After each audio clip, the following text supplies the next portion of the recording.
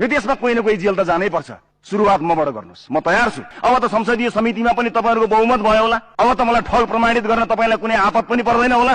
गर्नुस् ठग प्रमाणित। यो देशको बच्चालाई थाहा छ सरकार किन ढल्यो। यो देशको बच्चालाई थाहा छ कसका कारणले सरकार ढल्यो। फाइल खोल्छु, खोइ खोल्नु भएको भन्नुभएको थियो। फाइल खुलेको 24 घण्टामा सरकार ढाल्नु भयो। कसरी खोल्ने फाइल? 24 घण्टामा।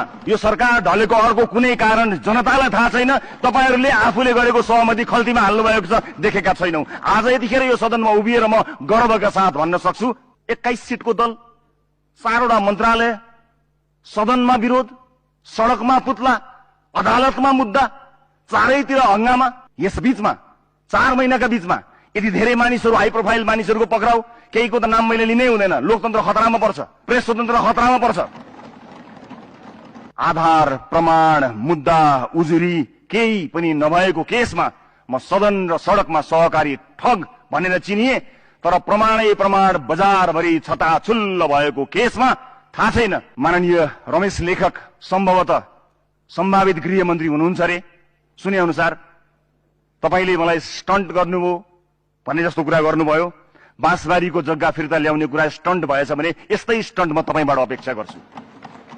बाल मन्दिरको जग्गा फिर्ता ल्याउने कुरालाई स्टन्ट भन्नुहुन्छ भने माननीय ज्यूबाट म यही स्टन्टको अपेक्षा गर्न चाहन्छु। जनकपुरको 9000 बिघा जग्गाको अनुसन्धान सुरु भएको छ। नरोकेर मात्र स्टन्ट सुरुवात गरिदिनु होला। सम्पन्न गरेर त्यो स्टन्ट गर्नु हुन अनुरोध गर्न चाहन्छु। पतञ्जलिको जग्गाको कामलाई अगाडि बढाएर मद्दत गरिदिनु होला। म तपाईबाट त्यो स्टन्टको अपेक्षा गर्न चाहन्छु। बाँकी रह्यो नक्कली भुटानी शरणार्थीको विषय। अदालतले पक्राउ पूर्जी जारी गरेको अभियुक्तलाई भेट्न गएर भन्नुहुन्छ म तपाईको पक्षमा छु, तिनीहरूले गलत गरे, म तिनीहरूलाई ठिक पार्छु भनेर राज्य व्यवस्था तथा सुशासन समितिको सभापति सिङ्गो पार्टीका सांसद बोकेर अदालतले पक्राउ पूर्जी जारी गरेको अभियुक्तलाई गएर भन्नुहुन्छ तपाई सही हुनुहुन्छ, तपाईलाई अन्याय हुन दिनु भन्नुहुन्छ।